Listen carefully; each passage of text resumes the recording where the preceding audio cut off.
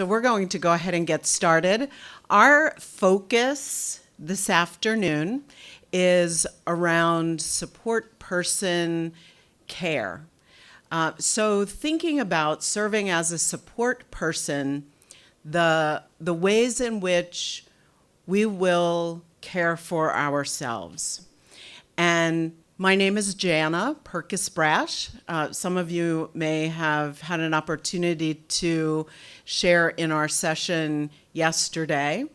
And I'm going to get us started, and then Scott Campbell is going to lead us into some different areas of thinking about caring for ourselves. I want to just mention to you, I have to be back in New Jersey early tomorrow morning, and there was only one flight leaving San Antonio tonight. It's at 6:30.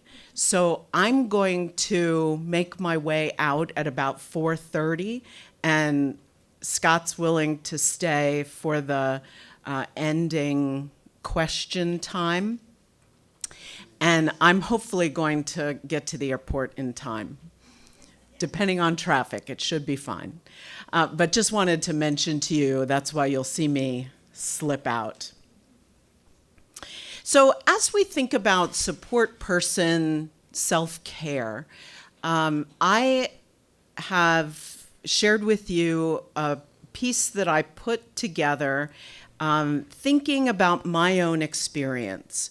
And the most of the first page is around kind of self-care plan, and then the bottom of the page and over on to the other side is a bit more extreme, and we'll get to that down the road a little bit, but just want for you to have a little resource to work with. At the top of the page, I included an old story that I'm sure many of us know, and Becky Williams reminded me of not too long ago. And so in terms of thinking about serving as a support person, I included this story for us to have in mind. There was once an older woman who lived by the sea. Every morning, when the tide went out, she would walk along the beach, throwing the washed-up seashells and starfish back into the ocean. Every morning, her neighbors watched her actions and scorned her foolishness. One morning, as she was busily returning the sea creatures to the ocean, a local fisherman approached her. He told her she was an old fool. "What are you doing? What you are doing does not make a difference," he said. She bent down, picked up a starfish, and looked at it sitting in the palm of her hand. Looking up, she replied, "It makes a difference to this one." And so thinking about serving as a support person on this journey makes me think of, it makes a difference to this one. I would also share with you that a way that I would take care of myself in the midst of the journey is to be that woman out on the beach, walking, spending time with God, and being aware of the beauty that's around me. For me, the beach is my happy place. And so when I need some time to decompress, I always try to get there. And so to think about holding those two in tension, the caring for the one and the caring for the one who is offering the support.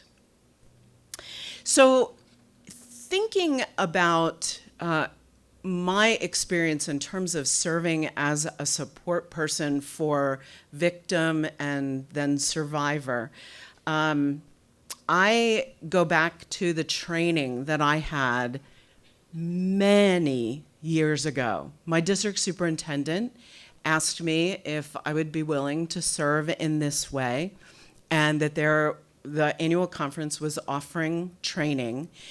And it was in a retreat setting, and 2 times within a year we met for like a 2-night overnight, and then 6 months later another 2-night overnight. And I think it was Becky who said earlier the training that she was at went from 40 people down to 6, and the training I participated in was somewhat similar. I don't think quite as dramatic as hers, but we started out around 30 people, and by the time we were done, it was in the teens. And so people realized that this was not a role that they were going to be able to carry through with. But again, for me, the training was a long time ago. And then it was a number of years before I was called upon to serve in this role. And so if there was something about self-care in that training, I had forgotten what it was when I first got called upon. And so very quickly had to think about developing a plan of self-care on my own. And so want to share a little bit about that with you today. So some of the ways that you can take care of yourself, and these are some of my ways that hopefully hearing about them might spark for you maybe ideas that work well for you, or some of these maybe something you haven't thought of. First, for me, is prayer and meditation. And also some mindfulness practices.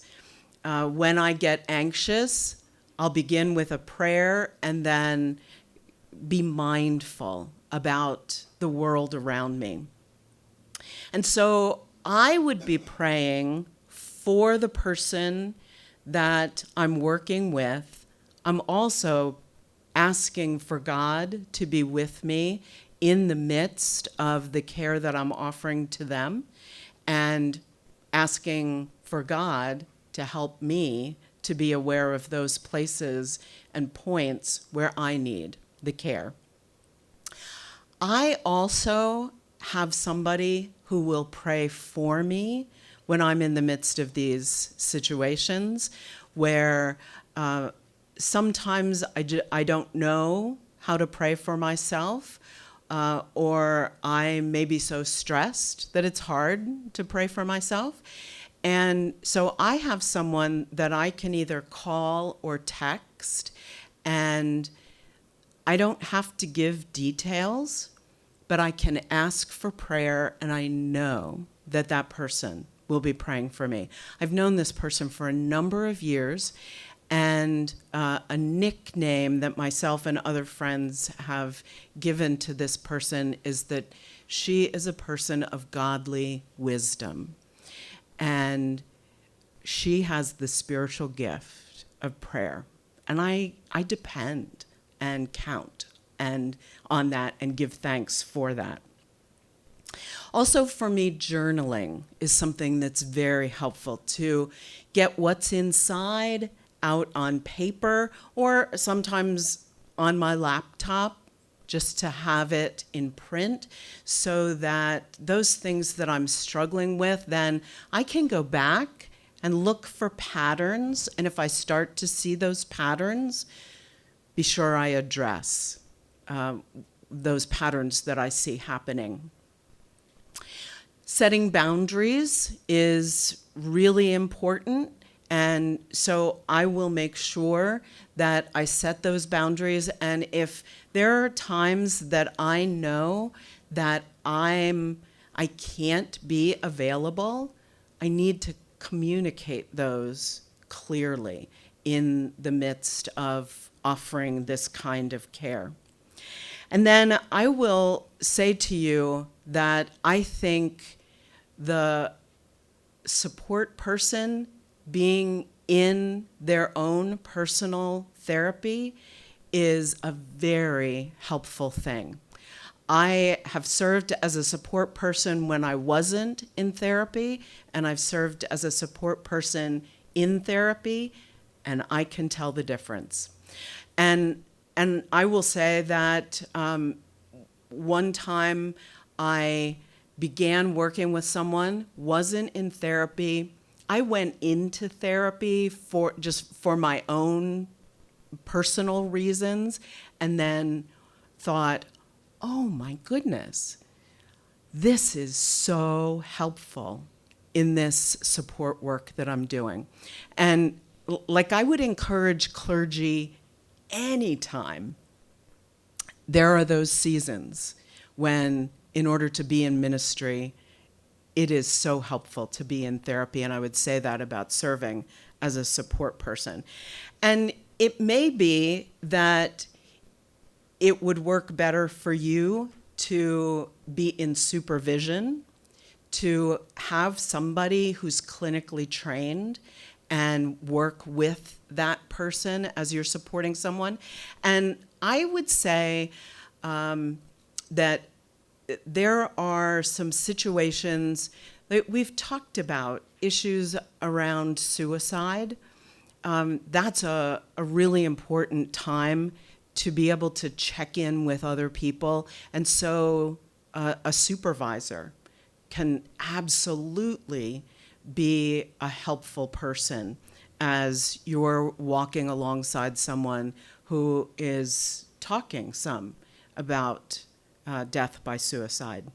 Also, spiritual direction can be very helpful in the midst of serving as a support person. And so would encourage that as well.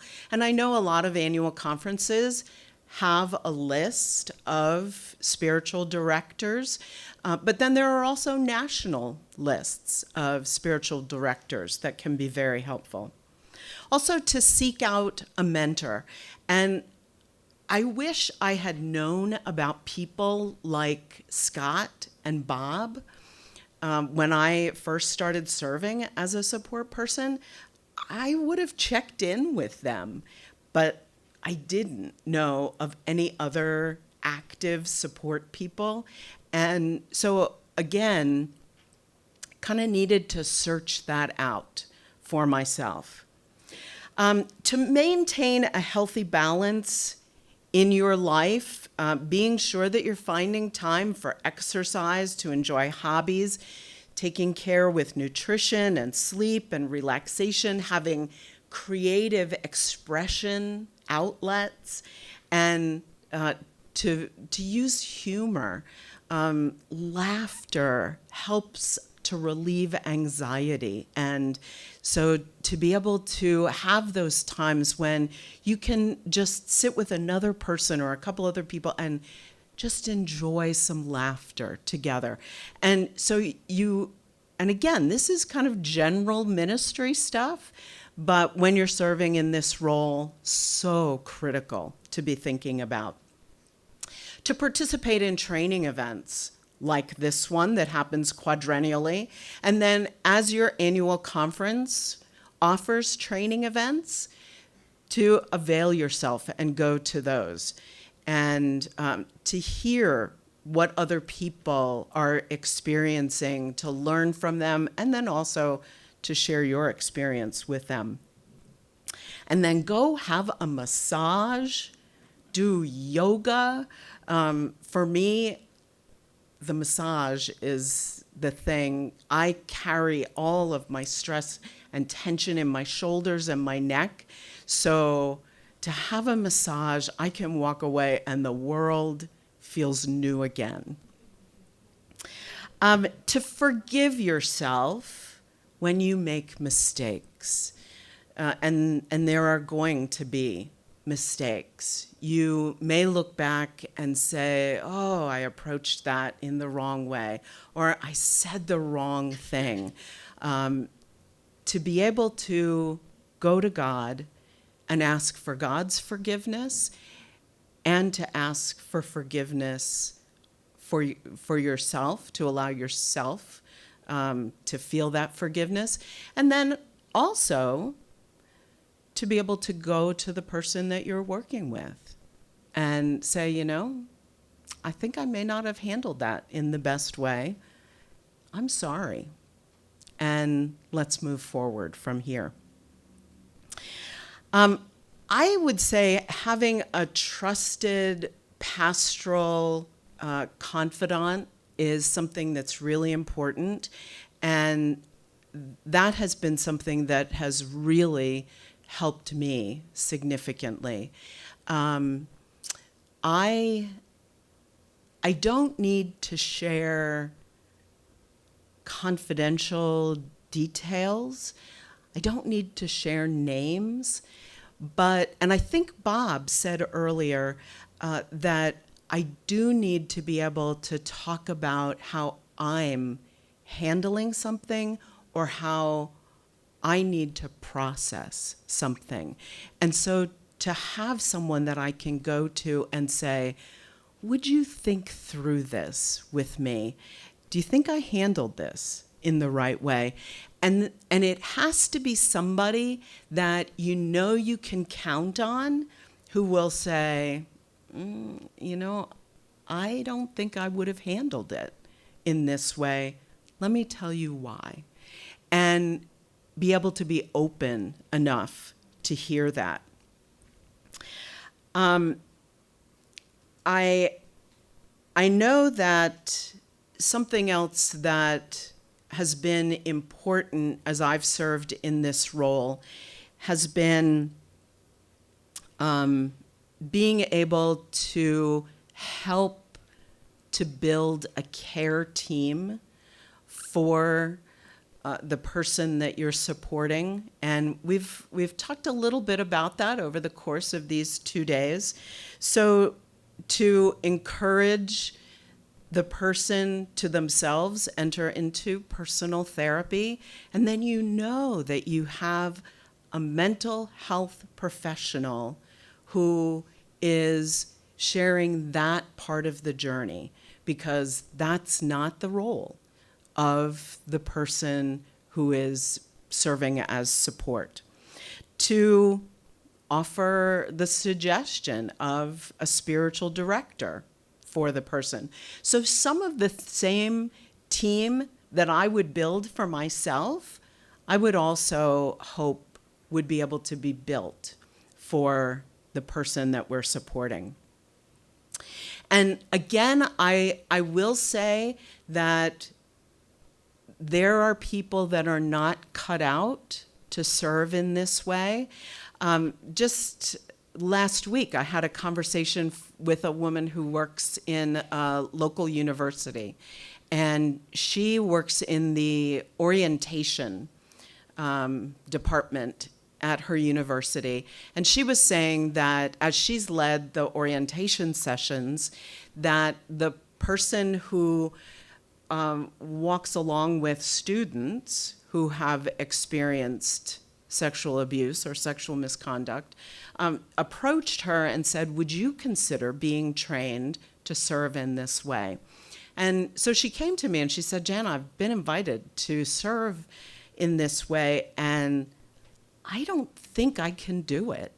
And as she talked through the reasons why, I think she was right in saying no, and was able to affirm her in that decision. Not everybody is cut out to serve as a support person through this process. There have also been times, I will say, just like sometimes that the support person that is first offered may not be a good match.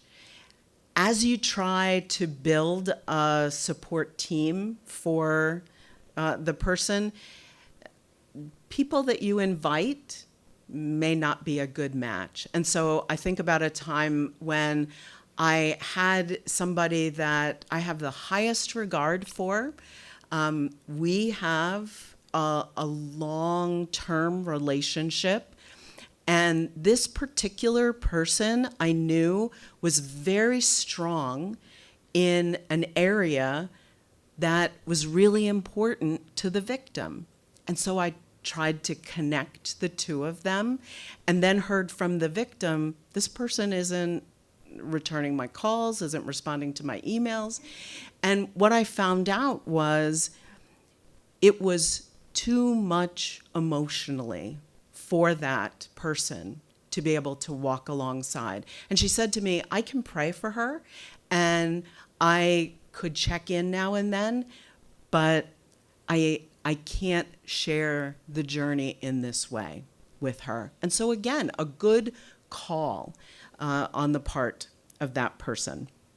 So again, in caring for ourselves by helping to develop this care team that will spread the support, there's also work involved in being able to do that. Then you'll see that the next section down at the bottom of the first page called Vicarious Traumatization. And I've been doing a little work in this area kind of about the last year and a half. I had a victim support person contact me and shared with me that she was feeling so intensely what the other person was going through. And to me, it seemed like the intensity was more than just empathy for the person she was working with. And so I began doing a little research around what it's like to serve as a therapist for people who have been sexually abused, and came across this term, vicarious traumatization, where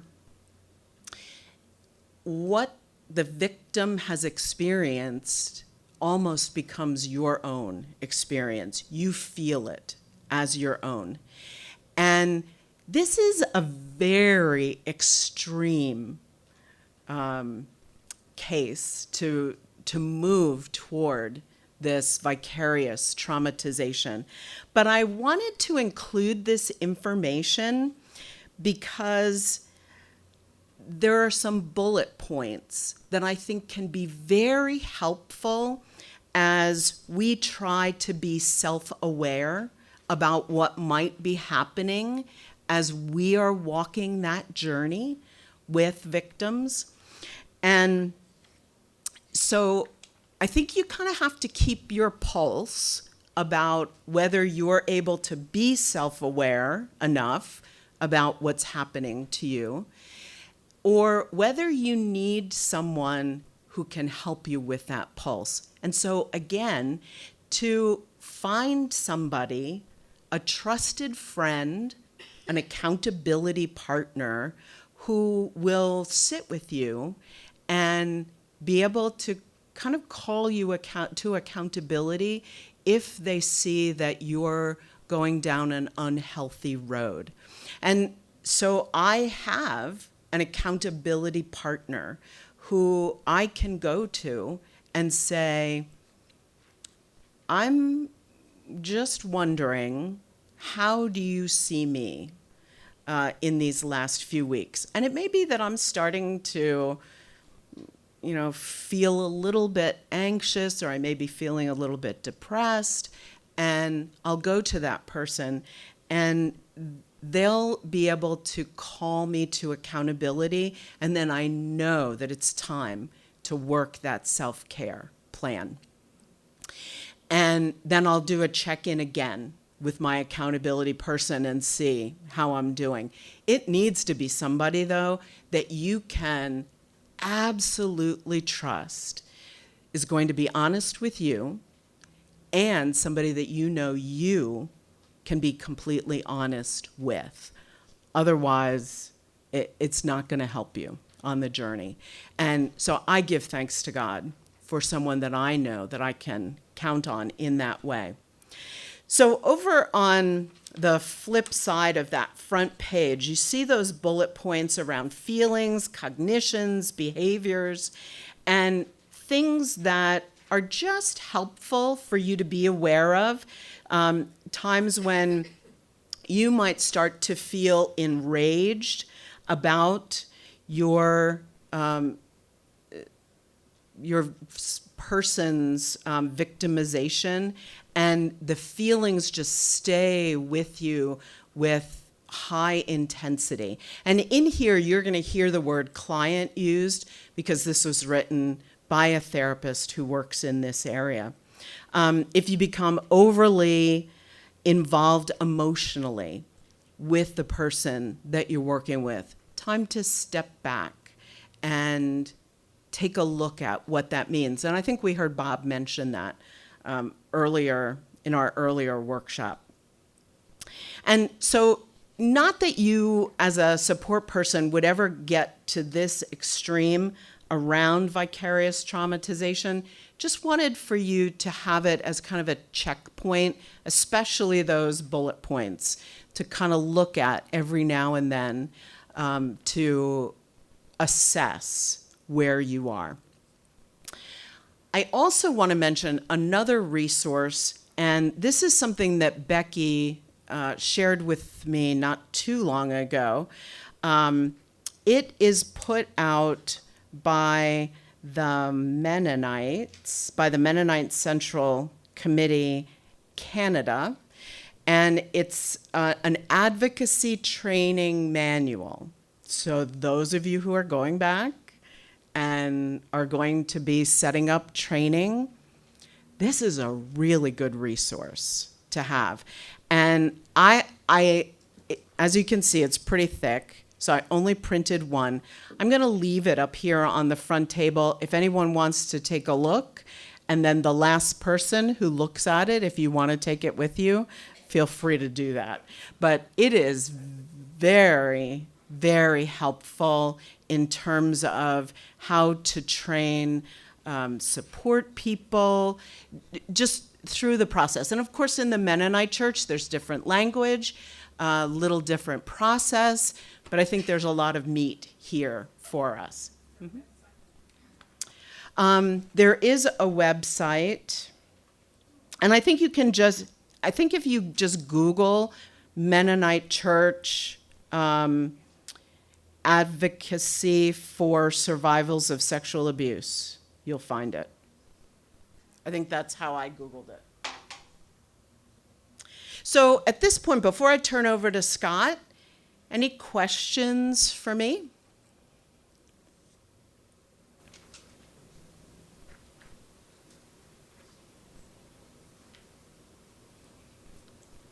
Okay, Scott.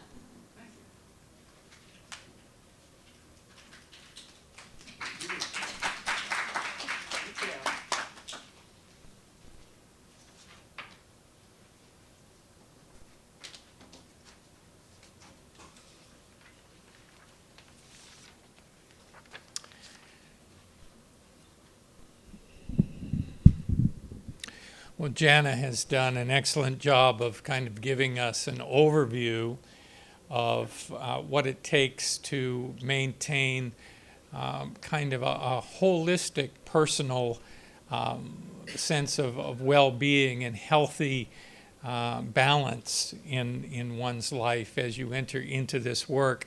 I wanted to spend just a little bit of time kind of zeroing down around some of the dangers that emerge when you decide to enter into this journey as just kind of a heads up, and maybe share more personally out of my personal experience in terms of encountering some of these issues that I'd like to talk to you about. The first thing that I want to say to you is that if you're going to be a victim, an advocate for someone who is accused of a transgression of the nature of which we've been talking about,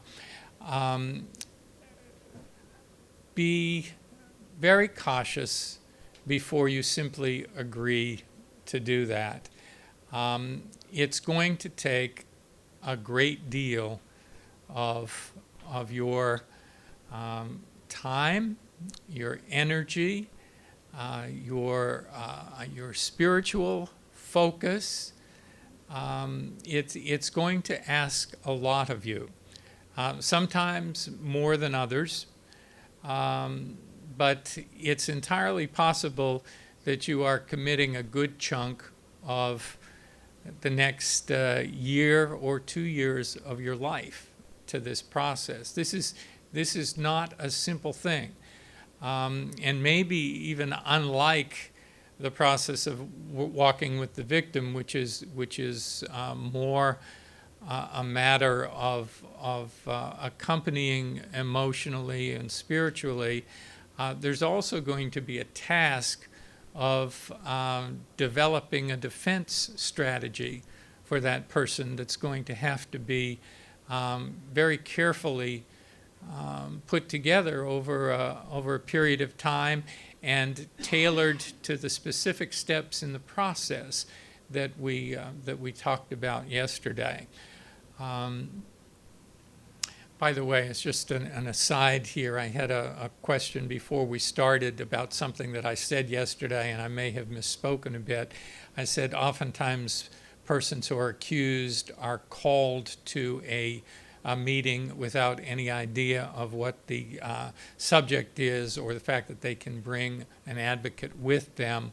I should have distinguished between the supervisory session, which is the formal initiation of the process in which a letter is sent by the bishop, in which the paragraph under the discipline under which things will go forward is enumerated, in which invariably there will be an acknowledgement that they can bring an advocate with them. And what usually happens in the process, namely when a superintendent or a bishop receives a complaint, generally that person's superintendent is assigned the task of hearing at least an initial response from the pastor about what happened, and that's the meeting oftentimes that takes somebody by surprise. It's not the initial meeting, but all of that material can still go forward. So I hope that clarifies that. At any rate, you need to be aware that there are going to be specific roles that you will be called upon to play during different steps of the process. At times you will be advocating in informal meetings for the person.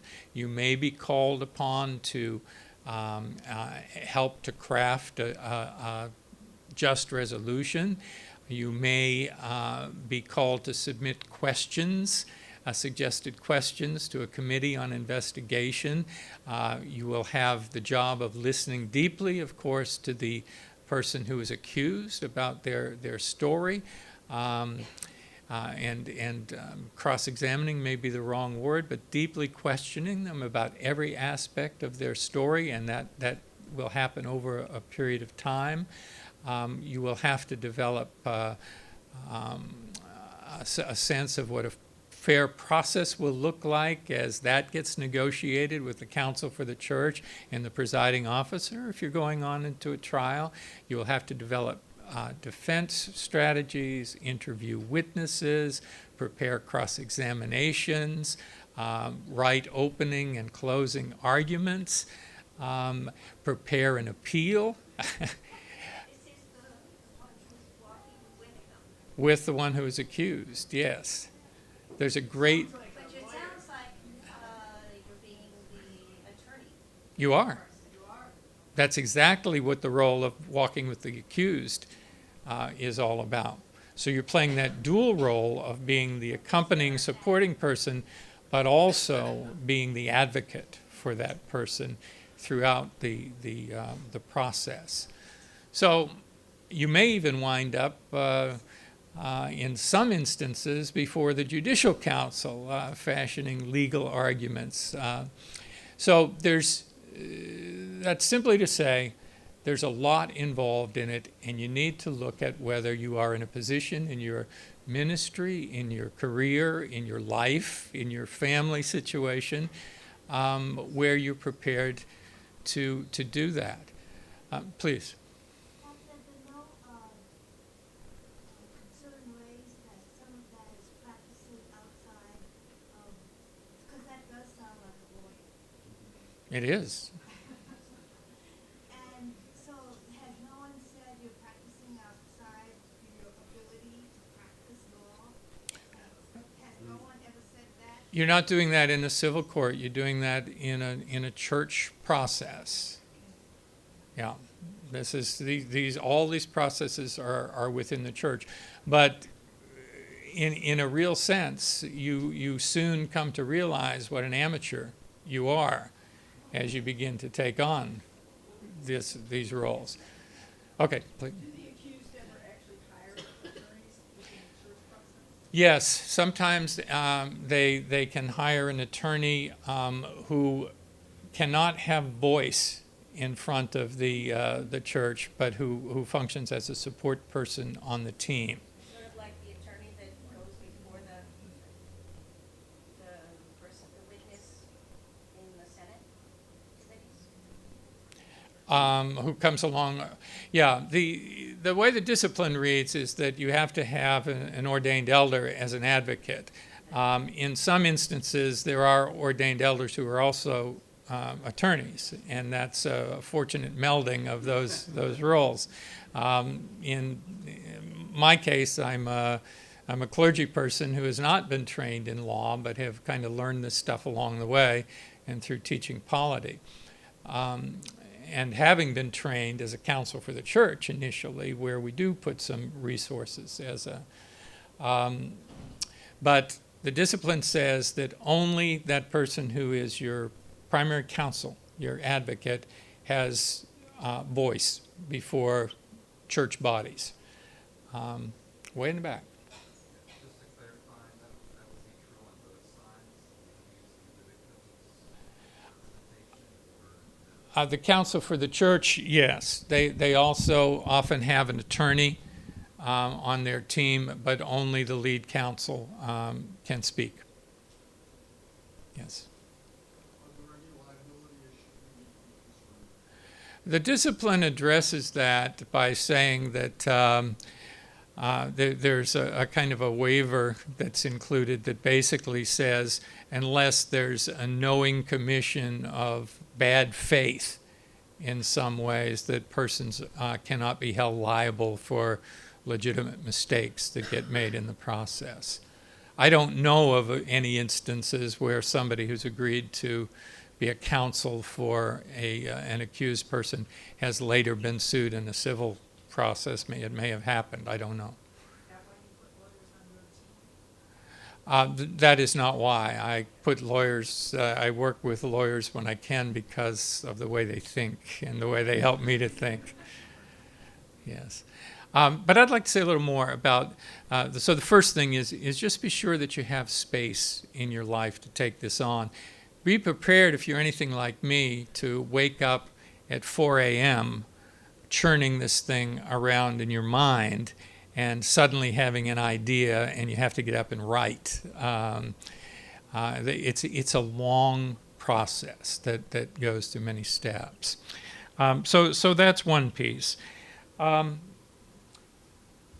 There are other pieces that that some people may run into and others not. Be prepared, as we've said yesterday, for the possibility of retribution, depending on where you're serving and who you're defending and the nature of the leadership in your particular area. As I say, I've never experienced that. Some persons have. The more weighty or substantive issues that I'd like to talk with you today about self-care have to do with something of the nature of what Jana was talking about when she talked about the vicarious traumatization. Over the course of a couple of years of walking through this process with someone, you become very invested in them and in the outcome and in seeing that a fair process occurs. You give it your very best, everything that you have to give. you're often up against insurmountable odds in terms of coming out entirely whole at the other end of the process.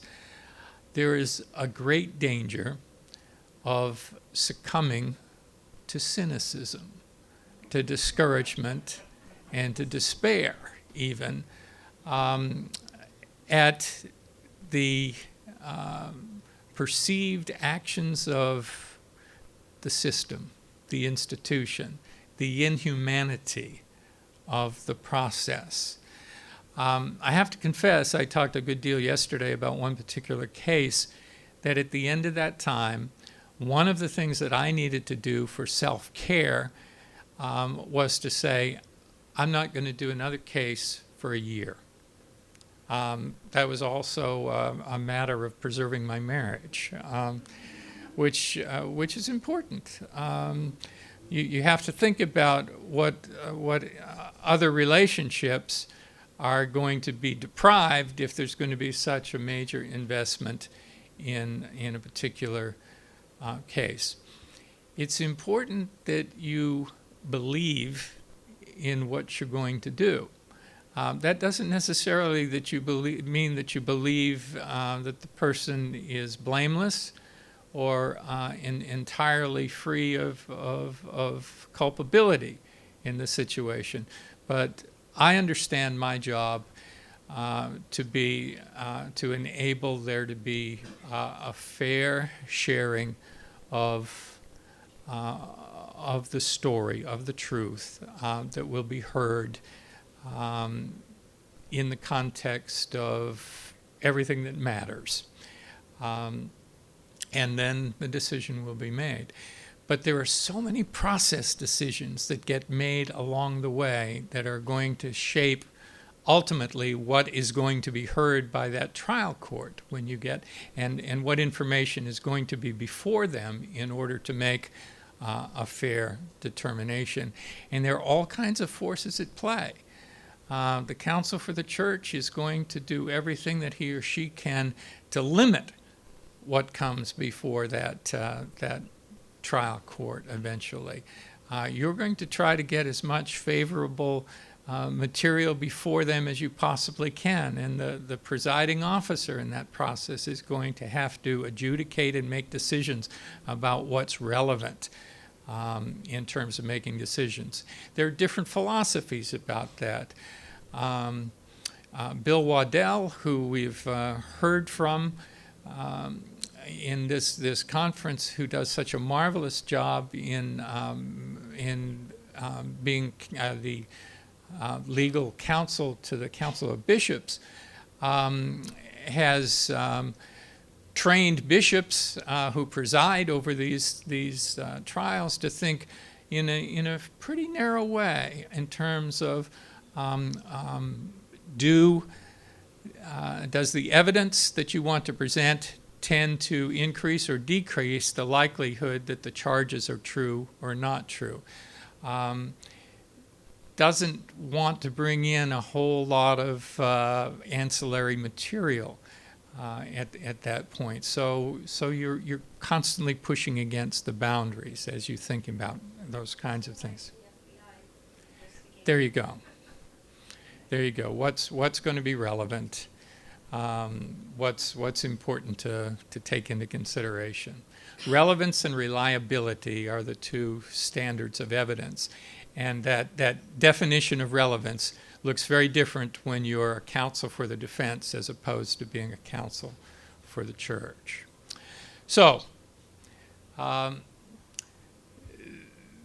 I'll come to you in just a minute. I have to confess that at the end of a losing year where we lost at trial, we lost in the committee investigation, we lost at trial, we lost in the appeal, and we lost to the Judicial Council around what I thought were very, very legitimate process concerns, an opinion obviously not shared by the decision makers in the case. And at the end of it, you see the person deprived of standing in ministry.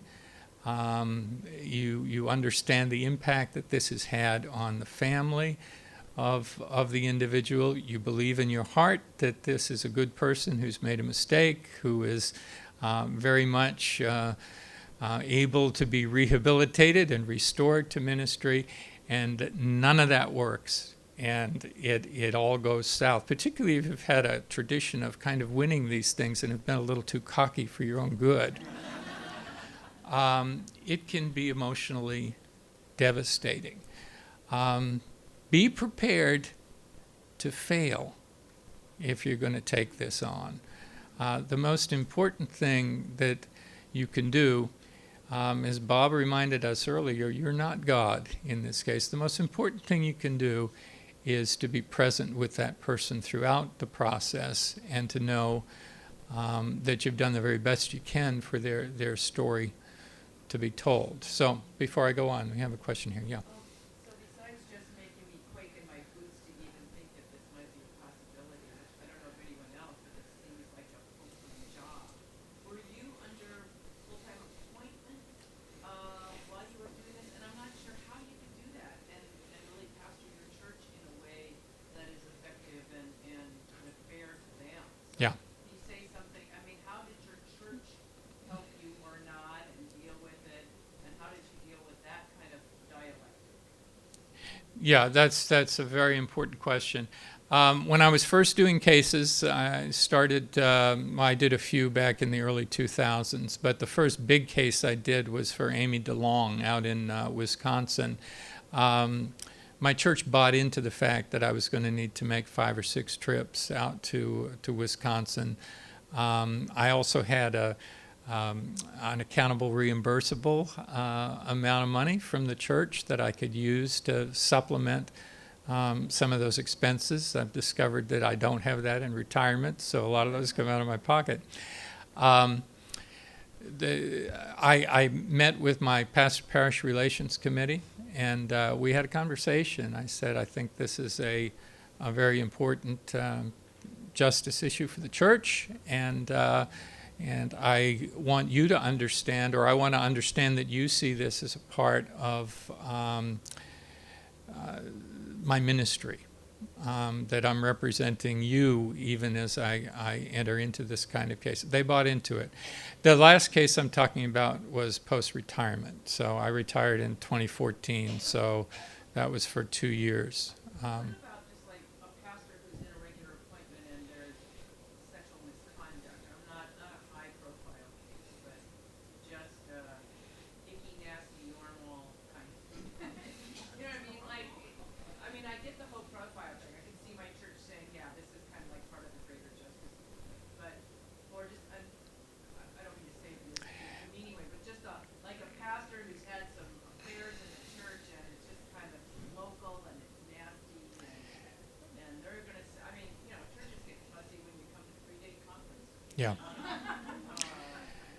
And you need to take that into account. And I don't mean to overstate it here. Every case doesn't take 2 years and every waking minute. There were significant process and justice issues that were involved alongside in terms of the way a person was being treated by the annual conference.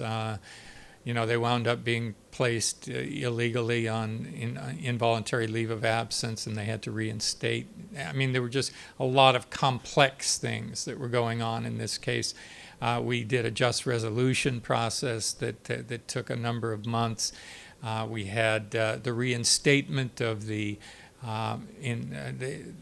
Committee on Investigation had been deleted from the 2012 discipline and then was reinstated by the Judicial Council in the middle of the process, which changed everything and pushed it back. So there were a bunch of things going on that made it far more complex than the normal case. So thank you for that question, because I'm really talking in extremes. And probably not to the benefit of the body. We had a question over here. Did you have a question also? Okay, please, yes. I just want to clarify, so I just had to pull the discipline up, because I'm an ordained deacon, so I'm thinking my wasting my time, because you keep saying elder, and here it says clergy person of full connection. Is that true or not? Thank you for that correction, too. Yes, a deacon is a member in full connection, and I'm caught in old language. And that's okay. You need to be here. Thank you for that. That's very important. So Please. Scott, I'm from Minnesota, the Minnesota Annual Conference. I don't think we've had a trial for years. And our bishop has said that he won't bring anyone to trial on same-gender issues.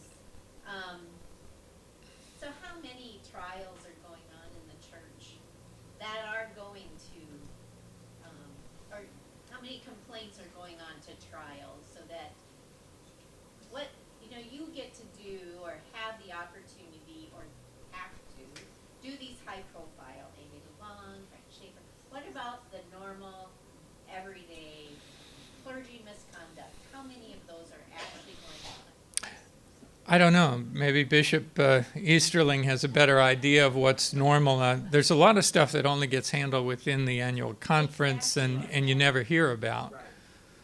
I am no expert on those statistics, but I think the kinds of situations that we saw in the vignette when we started our training together yesterday, things like that, I don't think that many of those end up going to trial. Right. I really don't. I think that those are typically worked out through just resolutions. So when you're dealing with those kinds, and I don't just want to say typical, because nothing is typical about these kinds of boundary violations. Everybody's injured in them. So, but I just don't think that those kinds of situations find themselves going all the way to a trial. At some point, generally, persons realize that it's in nobody's best interest to proceed that far, and typically they're able to work out some kind of resolution that's amenable to all the parties. That's what I see as I follow the denomination. So, what Scott and Bob, what you all do are these high profile cases. What we need to prepare ourselves for are, and I personally think what we need to prepare ourselves for are walking with the victims of things that are not so egregious that they will end up in trial.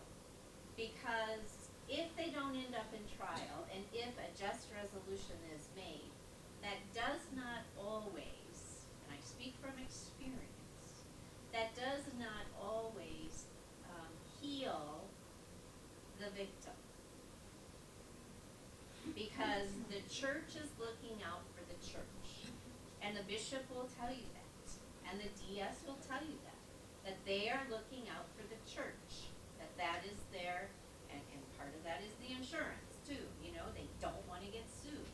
And so the just resolution may feel just and may be just, but it still doesn't heal the victim. And I think part of what we have to be prepared for, those of us in cause row, those of us who have a passion for the justice of a female victim particularly, we need to be honest and walk with that victim until they can say, I trust the church again. I agree. And I don't think we've heard that yet here. I think, I think we've heard the horrible, the issues that are going around sexuality, around, where our church is, but every day, and it's not always sexual abuse in the way that we think of sexual abuse. It's often a power issue around sexuality.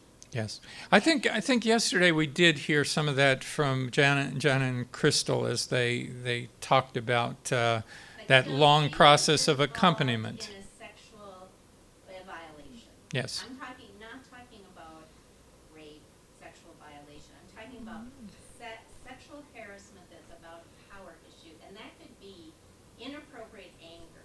Yeah. As much as it can be about inappropriate touching, penetration, all of that, affair. I'm talking about places where women cannot feel safe in the church Yeah. any longer. Thank you. And we need to be prepared to advocate for that because our women need to feel safe, and the men who love them need to know that they feel safe. Okay. And our pastors need to make everybody safe in the church. And that's what we can do. I mean, I'm not a trial for a Frank Schaefer. I'm not gonna be called for that, because they know where I stand in that, and they're just not gonna go there. But I can choose to walk alongside a woman Thank you.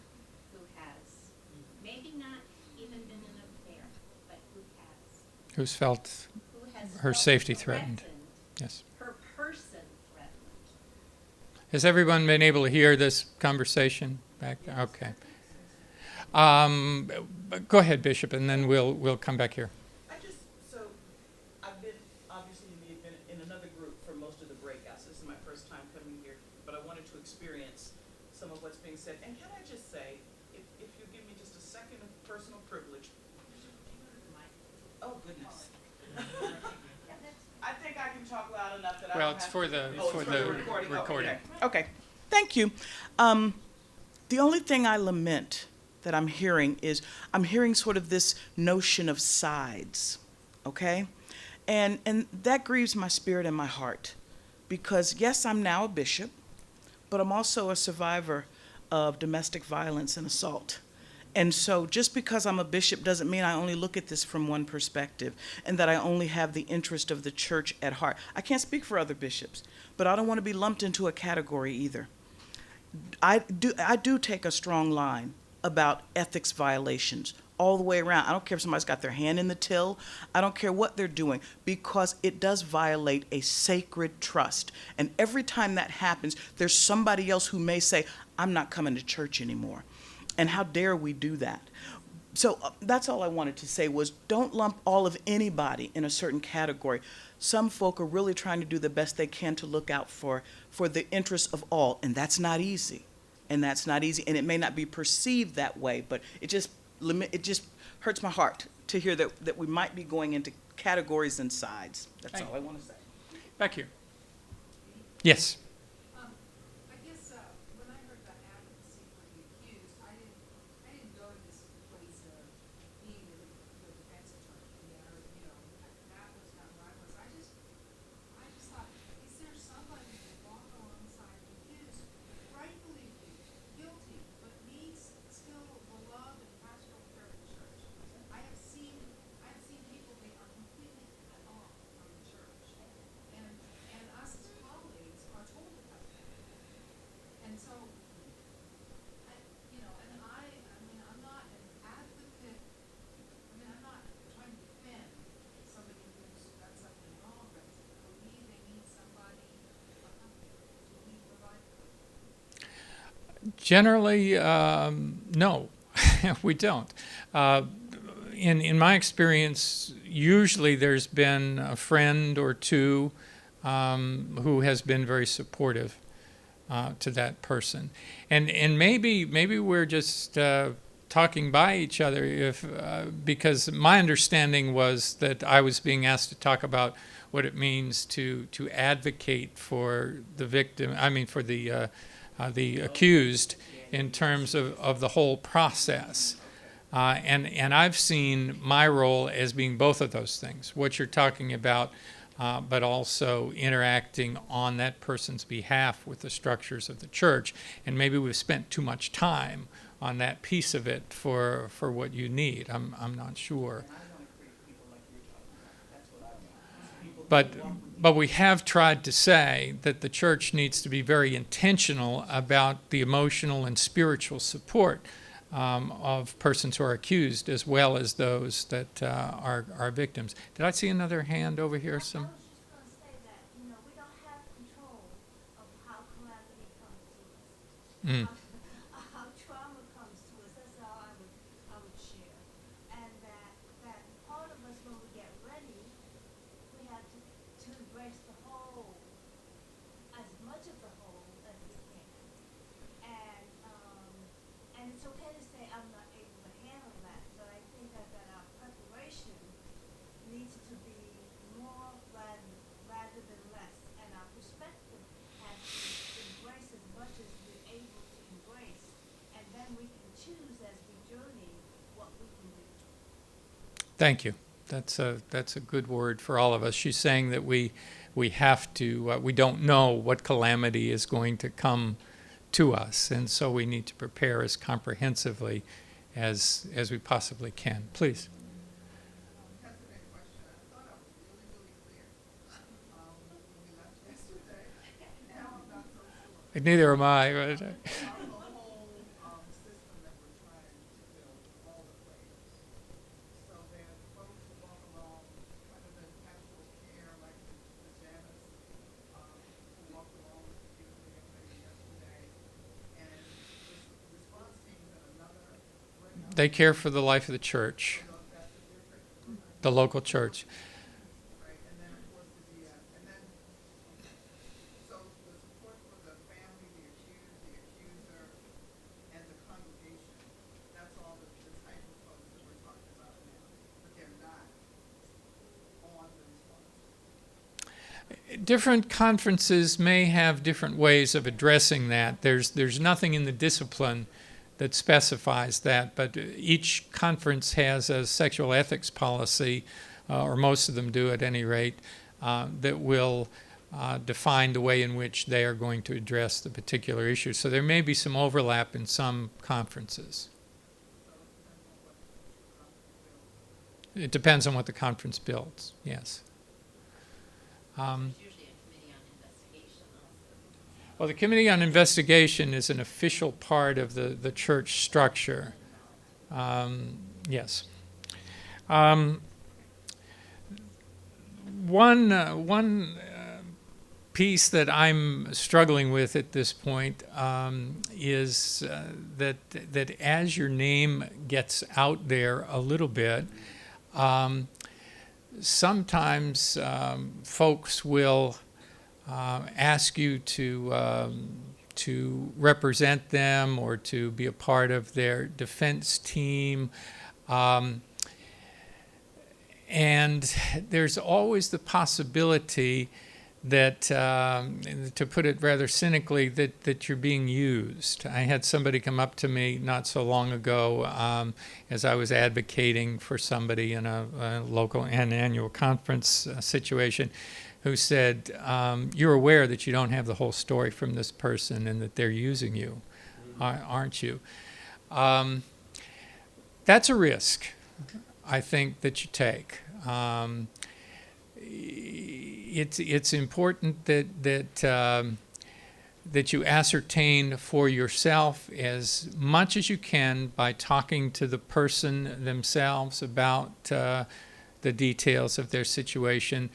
But I think it's also important that you hear from others in order to round that picture out a little bit if you're going to be effective as in the role of representing someone, and also to just make sure that you're not being used inappropriately. It's a part of self-care, which is not to say that people don't need to be represented, but to make sure that the motives are clear and understood by all.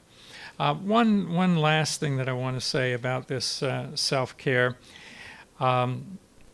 is that sometimes in defending a person, you may be called upon to make choices that aren't particularly comfortable for you if you're going to represent them effectively. I'm not talking about stepping outside of your integrity, but sometimes it's going to put you in a conflict situation with people that you really care about and that you love. Sometimes you're going to go up against a bishop or a superintendent. Sometimes, in one case that I did, I love Bill Waddell dearly, but I think that his philosophy of limiting what can be brought before a trial court needs to be adjusted. And so a part of our defense was to say in a closing argument that this philosophy is damaging to the defense. And so, it puts me at odds with somebody that I really care about. Sometimes, in order to represent someone, you're going to be put in uncomfortable positions with other persons. A part of self-care, I think, is to acknowledge that, to be aware of it, to communicate with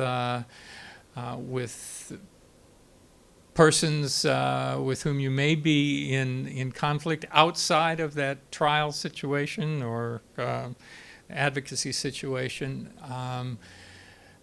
your concerns, and to try to maintain those sorts of relationships. Are there other things that we need to say about this? We're getting on towards our quitting time here now. Out of all we've talked about over the last couple of days in many sessions, what's on your mind and heart? Even as you relayed that story about not being used, I also thought, and I wonder what the agenda is of the person who shared that with you. Was it for you, or was it the people with the integrity there? And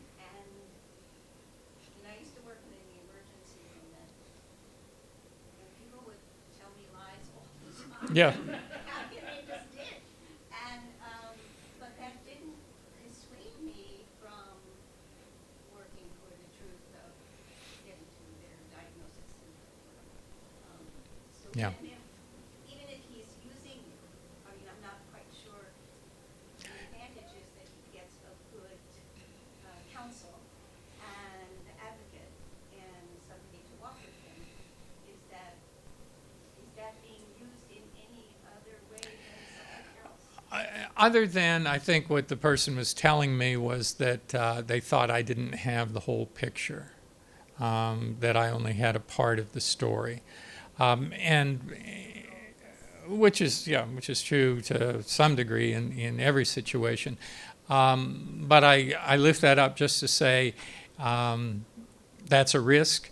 It also is important, if you're going to be effective as a defense counsel, to know as much as you can about everything, because you're going to get blindsided later if you put all your eggs in the wrong basket, and you're not going to serve that person's best interests. Yeah.